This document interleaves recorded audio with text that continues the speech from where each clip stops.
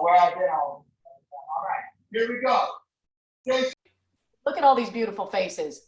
Yeah, we've been somewhere between 25 and 30 last couple weeks, and it goes Facebook Live and then on my YouTube channel. So we'll get it out there to a lot of people.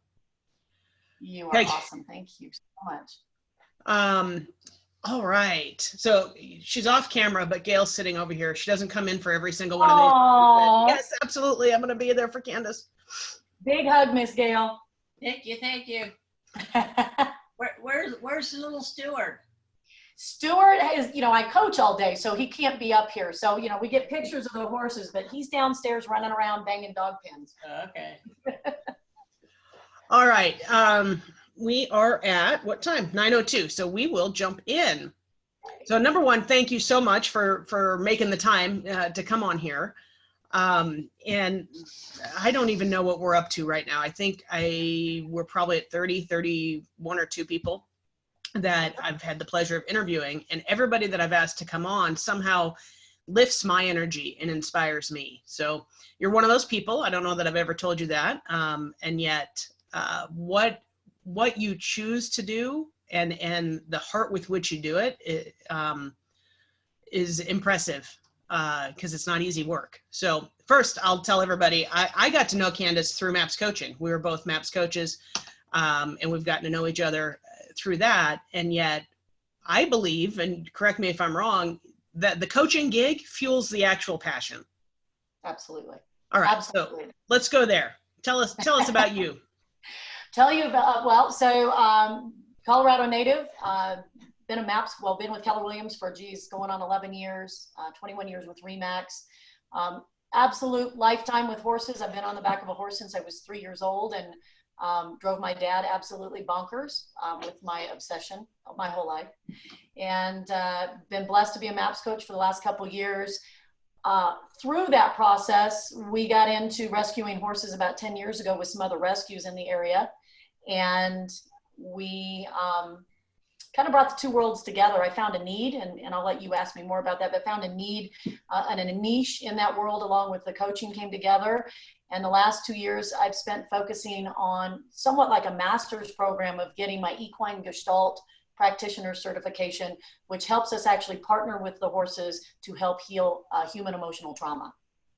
So I don't know how many people are familiar with this, and that sounded like a whole lot of foreign language.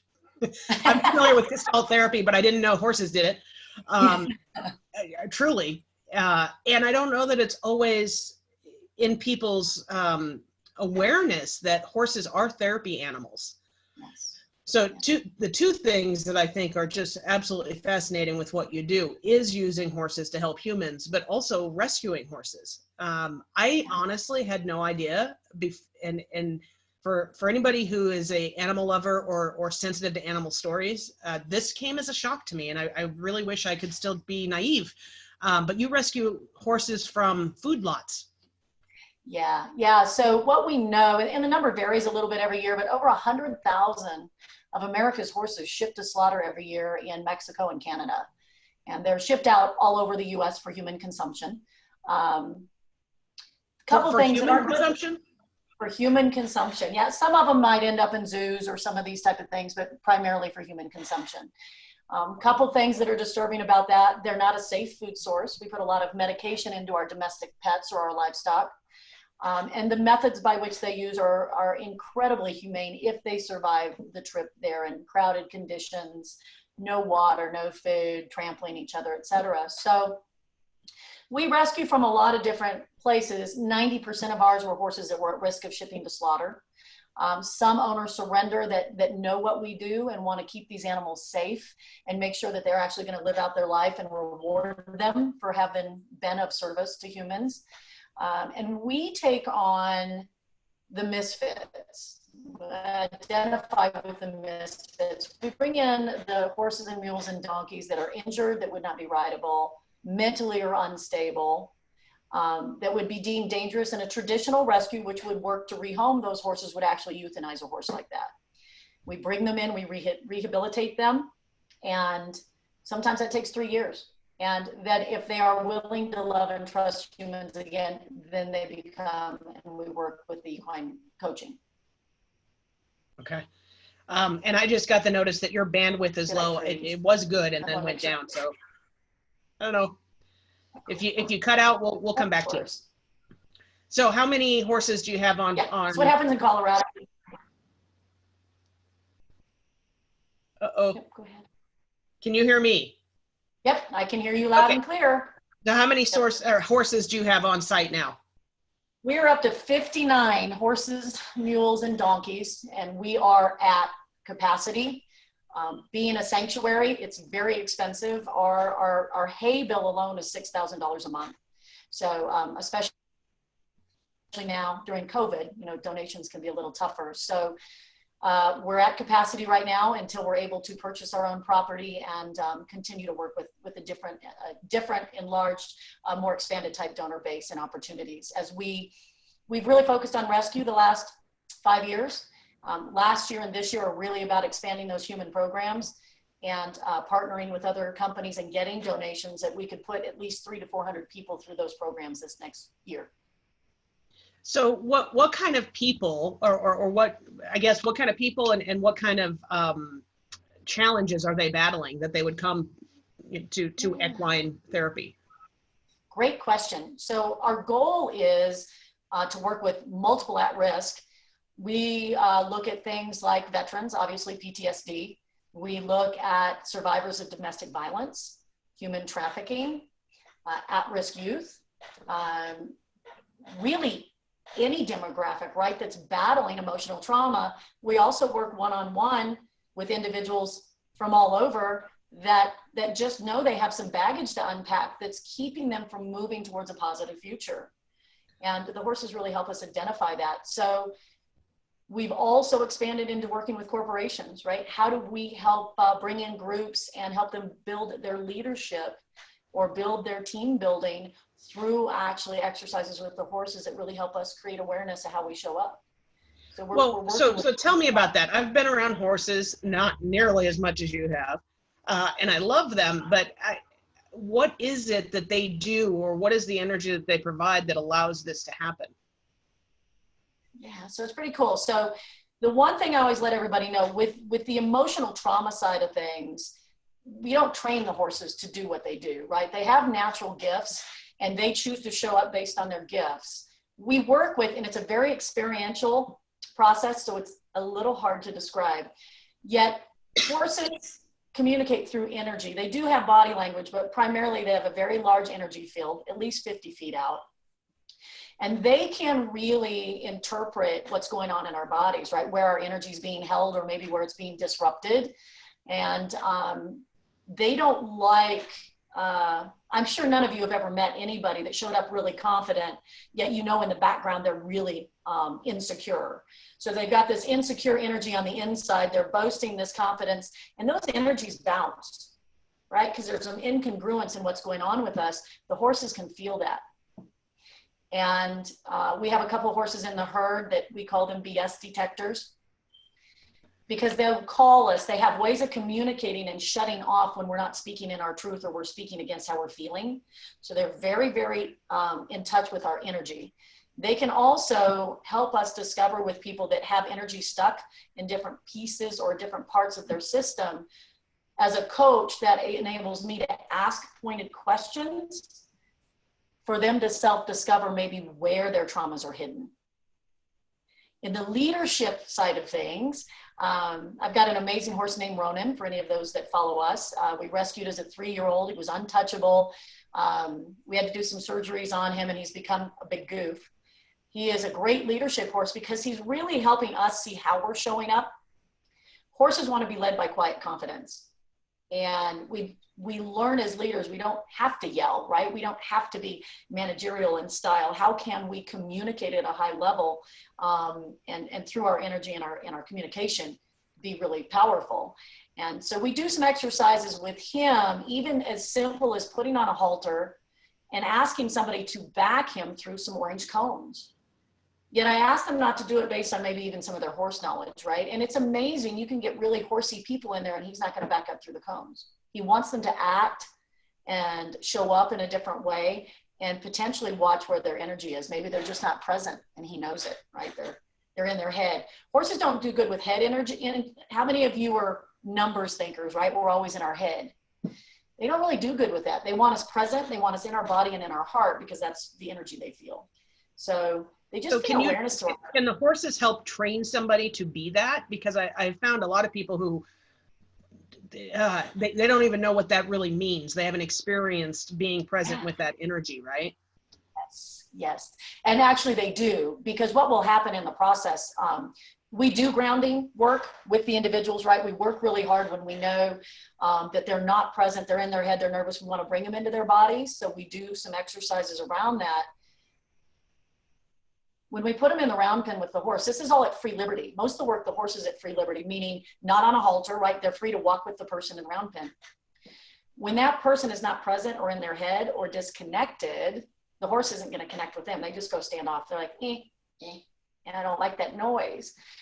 When they drop into their body and you can get into your heart space, you will watch a horse immediately come and connect to them. It's growing up in a different environment with horses. Had I not seen this and been around it and really studied it and watched it, I probably wouldn't have believed it. But it's really amazing to watch them connect. Yeah. And do you have any video? I honestly don't know. Do you have video that people could watch? Because I'm sure many are going to find this fascinating. You already had one say, where can I send money? Oh, bless you, whoever said that. Thank you so much. It's a labor of passion. I still fund a really large portion of this. I don't have active video, and I love that, because you have to think about a lot of the work we do. You know, we're dealing with rape victims. We're dealing with domestic violence. We're dealing with some pretty tough subject matter.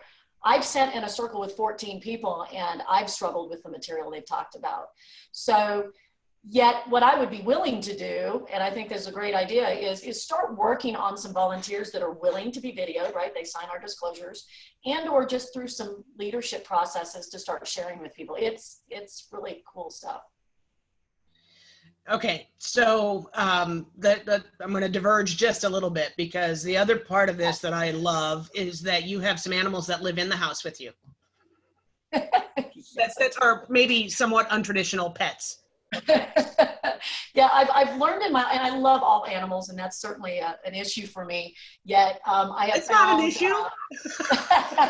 Well, it is when they're all under one roof. It gets to be an issue. Yet I have just an undying passion for the horses and for pigs. I have 3 mini pigs that live in the house, 2 which I raised up from babies. Had no idea what I was getting into.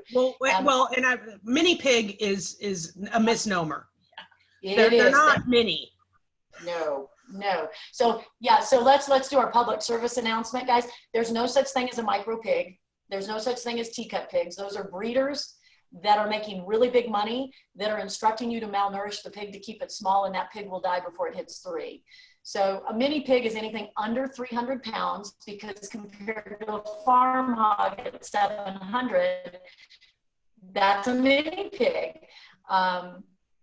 My guys all range 80 to, well, Stuart's probably about 65 pounds to 120 pounds. Now, even the 120-pound guy is shorter than my knee, so he's maybe the size of a bulldog. They're just really dense.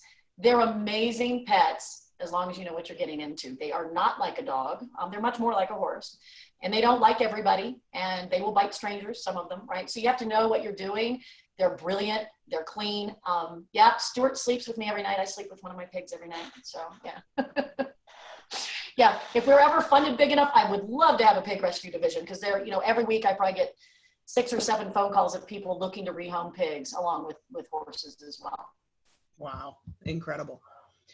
I know. All right, so what is the future vision for both the rescue and what do you even call it? Rehabilitation? Human rehabilitation? Therapy work? Therapy. Well, we call it healing, right? So we are coaches versus therapists, obviously. It's healing work, right? So it's something I'm really driven by is helping people find their purpose in life. And I think a lot of time when people come in and start to heal, they get onto that path. So the vision for Journey with Equus is a couple things. As we move forward, we have 3 programs that I'm really, really focused on, that we're focused on funding. Well, we have 4 big needs, but we'll talk about. One is we're going to be running a program this next year to purchase the property that we're in. We have a short window. Otherwise, we're going to be moving 60 horses again, which is not a cheap endeavor here in Colorado. The good news is it's been a great property. Everybody's been super healthy here. It's a great energy. It's got a great energy. It's a great property.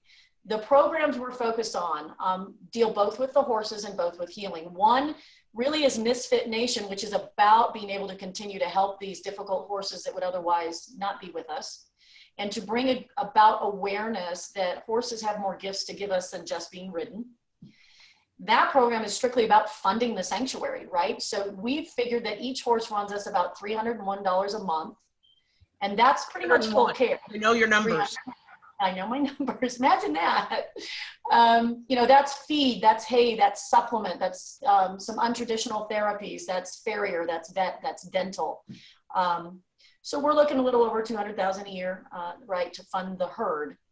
When that is funded, then that gives us more opportunity to fund more human programs. So the second part of that is our Healing with Horses program, which is to be able to raise enough money every year. So about for every 30,000 we raise, we're able to put 15 people through an 8-week program, right? So that covers everything. And I'm willing and ready and able to hire 5 equine Gestalt coaches, a lot of talented coaches out there, way more talented than I am, to be able to run those. And then that way we're helping 300 to 400 at-risk individuals every year and helping get them on a path to positivity and to a different future, right? Helping them unpack and go through this. And we found that the equine therapy can work and move things quicker potentially than traditional therapy does. Sure. So that's the second program. And then once those are funded and we're running at a high level, we're going to be working on what we call the No Horse Left Behind. And what we're finding in America is, especially now with COVID, dude ranches are shutting down. Kids camps are shutting down. I just watched 12 dude ranch horses go through auction last night, of which over half went to the kill buyer. Yikes. So we want to create a program that we can start reaching out to the dude ranchers. We can reach out to the National Forestry Service and say, look, if you're in time of need or you're retiring these horses, that we have, some will donate, some want $500 a head, right? Or they'll take them to auction. So we want to have a grant program where we're able to take in those horses as a middle person. And then we're able to work with our approved partner rescues in the Colorado region that we know and trust. Eventually, I'd like to see this go across the US. And that each rescue that's warranted and been approved is able to take one horse. They get a $2,500 grant for care for that horse. It's expensive, guys, to rehab these, and then rehome them into a forever home. So really, those are our 3 focuses as we grow, and really starting to bring, it's about awareness. I think my purpose is when we can heal the horses, and the horses can turn around and heal people, and we're enabling us as humans to go back in the world from a place of being whole and in our truth, and really walking inside of our gifts and our love and our compassion. We get to go shine that light, and now they're going to start helping to heal other people, and it becomes that ripple effect. Yeah, absolutely. So that's how that pushes out, or at least that's the bigger vision or my why, what drives me to do what I do. Yeah. So go back for a second. You said if for every $30,000, you can put 15 people through an 8-week program, and the goal would be 300 to 400 people a year. Can people come to you and pay for it, or is it all granted? Nope, it can be any way, any form. So it could be granted. It could be a corporation that wants to bring a group of people through. It could be a nonprofit that already has the funding, right, to do that and say, look, we want to contribute to do this. We're also working with getting corporate sponsorships. If you guys are working with big companies that want to put people through, and they say, look, we want to give you the 30,000, but we want to designate who that's going to go to. Great, right? You tell me they're already supporting some at-risk program, right? Right. So they're going to say, hey, I want you to find a chapter in your area and I want you to put them through it. So the money and the groups can come from anywhere. We just want to make a difference. So we're open to helping anybody and everybody. Okay. And right now, how big is the organization? We know 59 horses in Candice. What else does it look like? Oh, we're kind of small, guys. I think people from the outside in think that we're a pretty big organization. We have a very small board of directors who are wonderful, amazing people. I am still very much boots on the ground. I'm at the barn every day, and I have an incredible barn manager. So the first year we ran at this facility, I literally got up at 3:30, I have 8 rescues on my property, took care of them, went to the barn, fed those horses, got on the phone at 6:30 and coached. And then on breaks, we would turn out horses and clean stalls and then do it all over again. So I was very blessed to have a barn manager come in last year. So she does that primarily. Saturday is my day, so she gets a day off. So we have Cassie, myself, we have a small board of directors, and that's it. We have a handful. We probably got 7 really strong volunteers that show up every week. And we've got a lot of growth potential. Looking for somebody that's passionate about fundraising. I do it all right now. I'm still going to do everything. And yeah, so we're looking so for people interesting that are about passionate. that. They don't have to be. Oh, can you hear me? I think we have a few coaches that have been on this Zoom, and we know how challenging coaching days can be. But imagine getting up early, taking care of that many horses, then going and mucking stalls and getting back on the phone. It's just insane to me. And that's what passion can do and fuel you, right?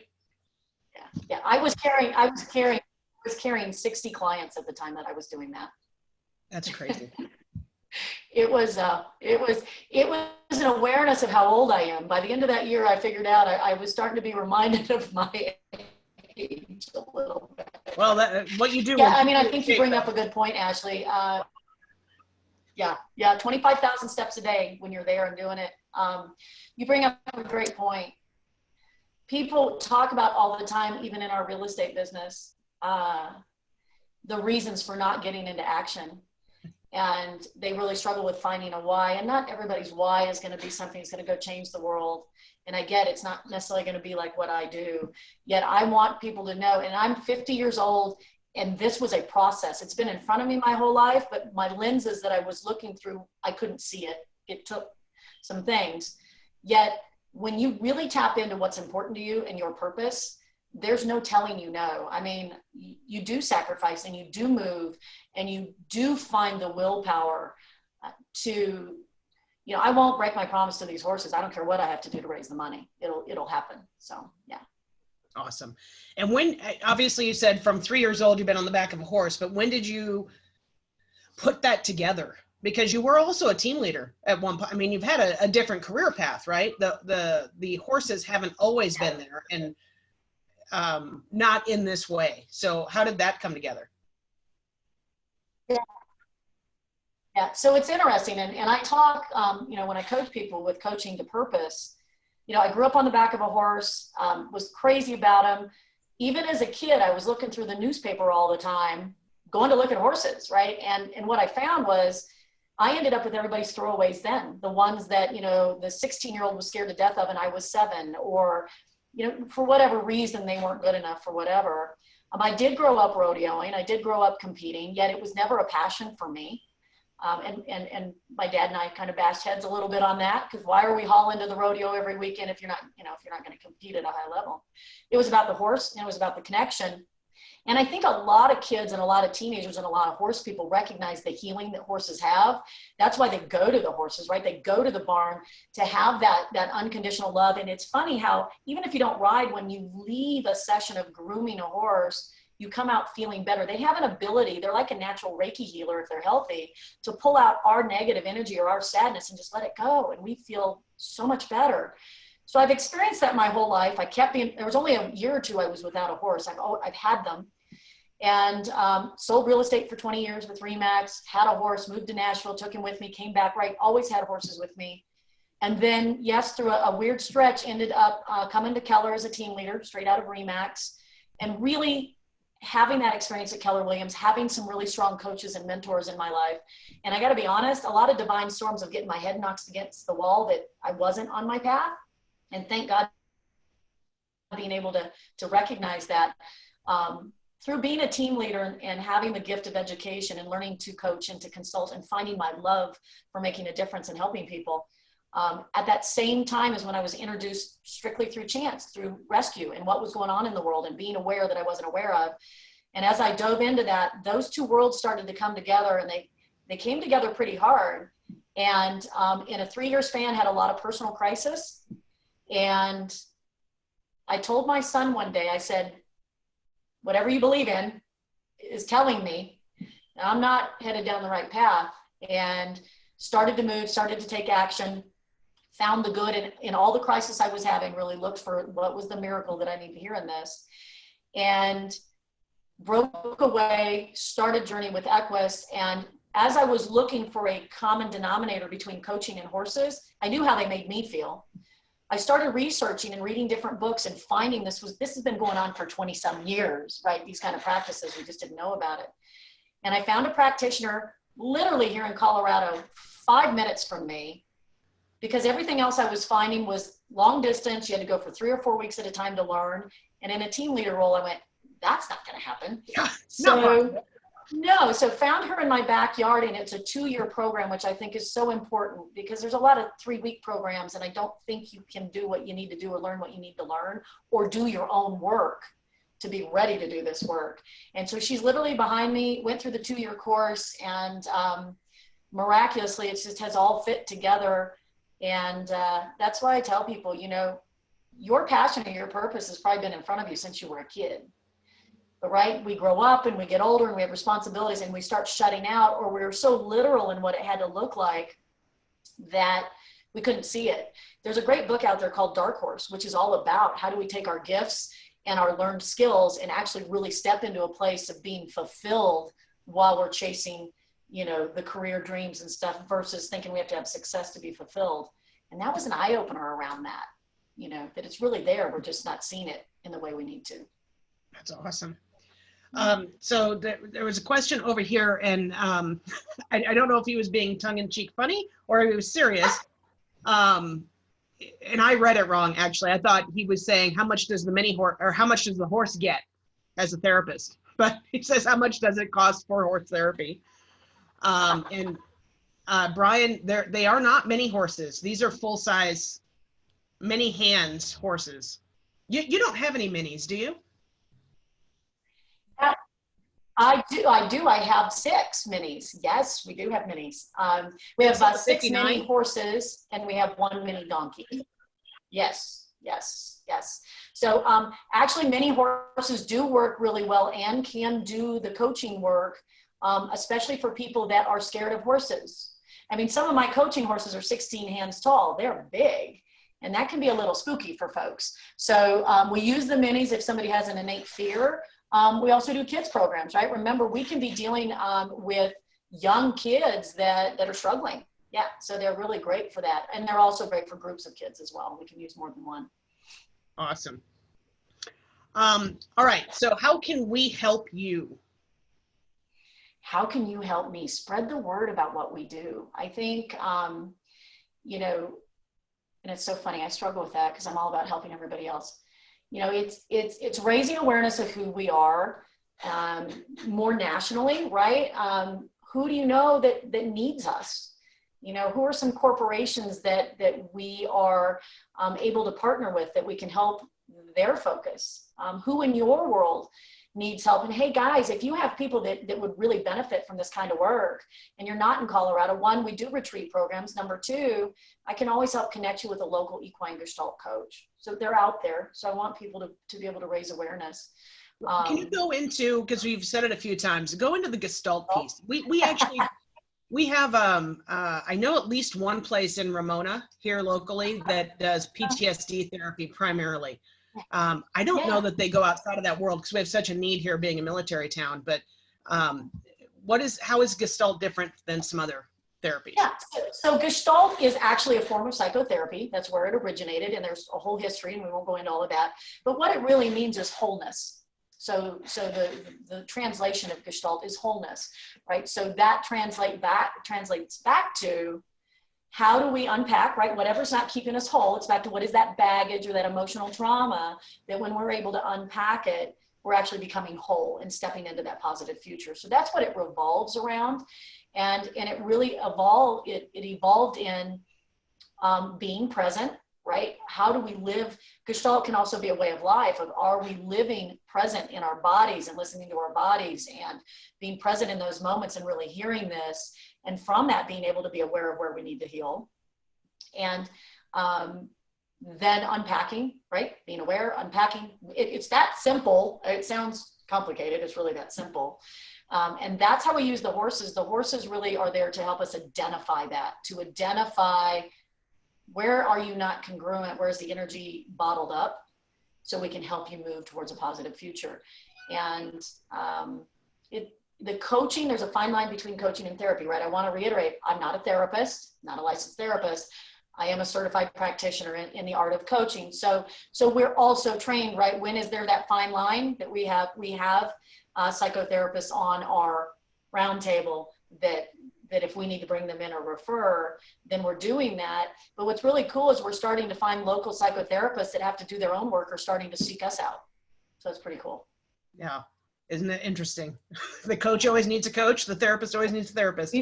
That's right. That's right. And, you know, just like any animal, right? I think why we're seeing so many more people step towards this is the horse is not there to judge you. The horse is there to partner with you and just help you be in that moment and to support you and to help you recognize some things. They don't come from a judgmental mind. They don't know how to judge. They are very much not worried about yesterday or tomorrow. They're very much in the moment. So it's very effective. So with the 59 that you have, and they're all rescues, right? Mm-hmm. All 59. How many of them do you get to a point of being rehabilitated enough to do this kind of work? Yeah, so right now, I would tell you, they're not all doing the work. I would say 75% are capable. I have a couple. I'm not sure they're ever going to come around. They're going to come around to one or two of us. It's different when you're working with a group, and when a person has a trigger, the horse may have that same trigger, right? We could be in for a problem. Great example. I have a gelding who's in our group. We rescued him about 3 years ago as a stallion. Him and his brother were thrown away as elderly stallions, 15 years old, ended up on the kill lot with about 10 other stallions and a whole herd of horses. So you can imagine the fighting that was going on. When we rescued them, they were both very sick. This particular horse was so unraveled with fear, you couldn't touch him. We had to use a gate panel to get him up against something to give him shots so we could get him healthy. He bit me, he kicked me, he ran over me, he charged me. He was aggressive. He was very aggressive from a fear standpoint, right? And we finally got him healthy. We got him moved into a facility. And if he had been placed into a traditional rescue, he would have been euthanized. There's no doubt about it. Yeah.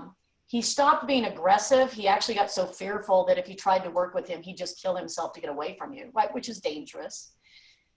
We moved him. I finally got him to the point where we could handle him. We got him gelded. We moved to our new facility. I turned him out in the paddock thinking he's great now. Just that move in environment set me back another 10 months of not being able to catch him. Wow. He stayed outside through that big cyclone bomb we had. I took him bran mashes every 3 hours to make sure he was hydrated and okay.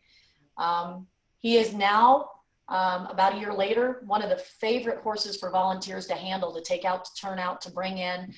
I didn't think, yeah, right. And he's just become, I think I always knew it was in there. I just wasn't sure that he would allow it. And I actually think he will be a coaching prospect. He's none of that, all that aggression and that craziness is gone. So what, and you probably can't tell, but what do you think made that happen? That's an amazing transformation. Well, what I believe is I believe I don't believe there's a lot of truly crazy horses. I think most of the behavioral issues we have are human caused or from pain. So many of these horses, by the time they're thrown into an auction and then driven to a feedlot, they're in survival mode. And I believe that if, just like we coach, right? If I can meet that horse where they are, I have no timeline and no agenda, and I'm going to move at their pace. I believe with love and compassion, they all come around. Not everybody agrees with me on that. So far, the proof has been in the pudding with what we do. Yet our model is more expensive, right? Because it could take me 2 or 3 years, right? They're not, and that's the promise I made. That's why they never leave. They're not leaving us because they deserve better than that. And in the wrong hands, again, they could revert, sure. I've got 5 or 6 that just aren't ever going to say, I love humans again. They're fine for one or two of us, but not for the general public. And that's Yeah. okay. It's okay. We It is caused okay. it, right? Yeah, the dominance training is where we get a lot of reactive horses. There's a certain percentage, right, that are super sensitive. And some of the older training methods of it's my way or the highway, and I'm going to make you do it. And there's this percentage that rebel against that. And that's when they become dangerous. Yeah. What's so interesting, there's a layer here that I'm hearing also as a coach. It's just like coaching humans. It's the same dysfunction. Everything comes from fear or pain. Yep. So much in common. Yeah. Isn't that amazing, the correlation? Yeah. And that's part of, think about it. Think about how much through that correlation for somebody that's not willing to listen to humans can learn through an animal about their business or their personal life. Yeah. And you said something a few minutes ago, and you do not have to go into, it's not a question about what were the trials you went through. But you said when all that was going on, you looked for the miracle in it. And I think, you know, we're all at different levels with this COVID thing and our businesses, investments, but we may have some struggle. And yet I loved what you said. Look for the miracle in it. There is a miracle in it. And that's part of our responsibility to find it. It is. And I think, you know, it's interesting you say that. There is going to come a day I'm going to go very public with everything I went through for those 2 or 3 years, probably public and a book, thinking about it. I think we all have the strength to be a different, stronger. I mean, we all have the strength to come through a lot of stuff. And some of this stuff was kind of crazy stuff. And I just actively, I thank my parents a lot for who I am, yet at the same time, they've been gone for years. So I could have totally buckled under this.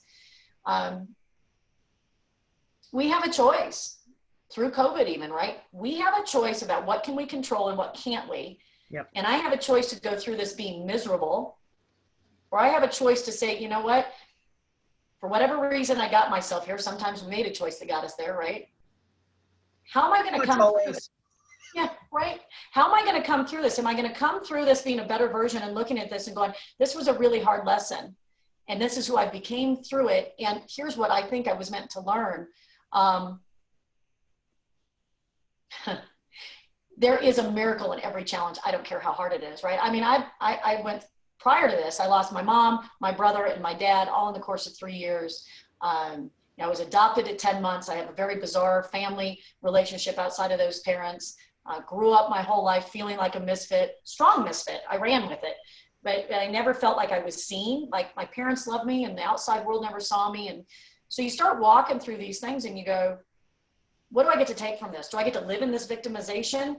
Or is this really who, you know, was I handed this by God, source, universe, whatever you believe in? Was I handed this because this is giving me the power to go out and help other people that can't find their way through this? So everybody on this call, every challenge you go through, if you can take a moment and not sit in a place of victimhood, you have the opportunity to find your power in this and go shine that light into the darkness for somebody else. I remember sitting in, through a lot of the study to do what we do, sitting in an alcohol and drug abuse program and sitting with people that, you know, 50, 60 years old that are still blaming their parents for their addiction because they moved them around the country or whatever it was. And I remember sitting in that moment going, wow, you know, just to see that dynamic of how everybody processes was really interesting. And it's not I think easy. often outside of our world, right? We have this Keller Williams world where we don't see that a lot. It's counter to our culture to stay in victimhood. And yet when you get out of the Keller environment, I actually think it may be the norm in a lot of places. And so for us as leaders to say every struggle I have gone through, everything that's beaten me down for a period of time has prepared me to help somebody else. It's what we're here for. Yeah, it's a huge realization when you finally get to the point that you get that. Yeah. Right. Brian asked if the horses can detect medical conditions like dogs. And I'm curious because you, I think, have now connected with Willis, right? Or you're trying to connect with Mark? You might be able to help me there. I've been trying to connect with Mark, yes, because I think we could help. Yeah, I really do. I definitely will connect. I'll connect you with him today. Thank you so much. And then Brian asked, yeah, so yes, I do believe that horses are a lot like dogs, that they can, right? Because there's a disruption in energy when those things, when we have different medical conditions going on. This may be woo-woo for some people, right? But for chakras, it's a woo-woo audience. You're good. I always go, okay, just let you know I'm going there. With the chakra systems in our body, our energy centers, right? We're pure energy living in a human body. When we look at those, a lot of the people, I have this amazing mare. She's a Frisian cross, and she's a total energy balancer. And I had sat with a client, and this will come back to the conditions. I'd sat with a client, and he had talked to me about all he was going through and all these things that were showing up and all this stuff. Horse wasn't even in there. I did it a little different that day, and then I just took him out to pasture. And she immediately went to work, and they will line up their chakra lines with yours. And she went to work on a couple of different of his chakra points. And he had talked about some medical conditions that he was having, and that's the first point that mare went to identify there was something going on. So I sent him a bunch of information afterwards. You know, do we have intestinal issues, thyroid issues? So I've watched people that have came in with thyroid issues. I've watched people definitely with a lot of digestive issues, and those particular horses, I've got two, a mule and a horse, that very much are energy centered. That's how they coach, have been dead on with that stuff. There's no way I could have known. No way I could have known. And it's that, for me, those are such powerful pieces to watch a horse be able to identify where we either have a medical, physical issue. And a lot of times, guys, those physical issues that they're identifying is because that energy has been stuck there for so long, that baggage, it's causing us to be sick. I want to come watch now. I just want to observe. It sounds so incredibly fascinating. It is amazing. It's been a great ride. And, you know, I tell everybody, I always find when you're sitting around, if you clear your throat a lot, or you cough a lot, but you're not sick, you know, what are you not telling somebody? Is there somebody in your world that you need to tell them something? Do you have a truth that you need to speak? Yeah, right. That's back to all these things show up. It's a crazy physically what our energy can do to us that manifests. And there's other ways. And given enough time, anything that you've got that's off energetically or psychically will show up. It will manifest physically. It's going to manifest, right? And that's where the horses help us get ahead of it. And just like the dogs do, right? People that have dogs with seizures, et cetera, we're getting ahead of it to start being aware, right, of where can we start making some changes. And when we can unpack that, and unpack the exercises we do to unpack it are all over the board, right? I mean, we have ways to release anger, and we have ways to talk to people from your past and all of these. But when we start to lift this, we watch some of those physical ailments starting to dissipate. So. And Peggy Elliott asked, do you have programs that would help physically disabled people? That is a great question, because there is horse therapy out there. We are not, there's two programs. One's called PATH and EGALA that is specifically for riding, right? So we found, right, with physically disabled, the healing that happens with the motion of the horse and the freedom and doing those things. Right now, we don't do any of that. We don't ride any of our horses. There ever be maybe 0.1% of a chance we'd actually get somebody on the back. So I don't want to say no. It would depend on the help that we're looking for, right, with somebody that's physically disabled. If we're dealing with somebody that's physically disabled that mentally is shutting down because of that, this is an opportunity. I have horses that are disabled, right? So how do they come and connect and see how this horse shows up and presents itself and is dealing and loving and being whole inside of that disability? So we have those kind of programs, riding programs to help people with movement or even autism. We're finding a connection between riding and speaking. We don't have that yet. Maybe a couple years down the road, I would hire somebody to come in and do those. I think they're amazing. It's just, we don't have that. You can only do so much, right? So thank you. Yes, and because we take on the tough ones, I have maybe 5 that are rideable, and that means really experienced riders. Yeah. And thank you for sharing that, because I just assumed you were riding not you, but you know, all of them were being ridden. No, they're working in a different way. It's all groundwork. Yeah, all groundwork. Yeah, people ask me all the time, oh, you get to ride all the time. I'm like, guys, I haven't ridden on 2 years, probably, at least. Wow. And that's okay. I'm not even driven. I'm not, it's funny. I do love to ride. It's a partnership for me. We do so much rehabilitation on the ground, and that relationship for me is so powerful that I don't miss it. It's probably why I don't do it as much, because I don't miss it. So. Yeah. Well, I know in our audience right now, we have at least one other horse person, Stephanie Jensen. She's commented, you guys should meet. And just total side note, but do you know Brittany Purcell well? Oh, yeah, we're Facebook friends, and we do talk when we get together at some of the MAPS things. I know she's involved with the Libizons and the rescue there, and actually rebreeding and reintroducing them because they're limited. So we need to have more interaction. There's several of us that are horse people that I think could really support each other. Absolutely, absolutely. And I'm going to put you in contact with another woman named Kathy, who's in Reno. So, all right. Awesome. Yeah, I'm seeing all the comments, but so if I'm looking at it, fast enough. All right. What else should we know? So Robert said he learned Gestalt. What else should you know? What else should you know? I think I've told you the story. I think if you tune in, find Journey with Equus on Facebook. It's a great way to see what's going on. I've made a commitment to start getting back to more video. I used to do a lot of video, and there's a lot of great inspirational video we can do around what we learned from the horses. Yet get involved, share the story. And if I can share nothing else here, I think what I would love for people to take from my story as this grows is, if you've got a dream or a passion that you're sitting with that gnaws at you, that keeps you up at night, something that you've always found energy in, and you're telling yourself, why me? Why could I do it? I'm not enough. I would challenge you to start, number one, put on a different color set of glasses and ask yourself, number one, what is possible with what I'm passionate about this, and how could it look different that I could live in it? But I really challenge you that your life will change when you encourage yourself and allow yourself to step into what you're passionate about and go for it. People will show up, opportunities will show up. Please don't get me wrong. Hardest thing I've ever done, yet it's worth every moment. And it doesn't mean we're giving up our day jobs. I still work full time, and I love coaching, and I love changing lives. My number 2 value is making a difference. Yet what I challenge everybody is, are you living a fulfilled life, or are you chasing something that you feel like once you get there, you'll be fulfilled? And by stepping into something that's purposeful for you and really connecting with what that is, life as you know it will change. And take time to go back to a younger you or a different time in your life and recall what gave you energy.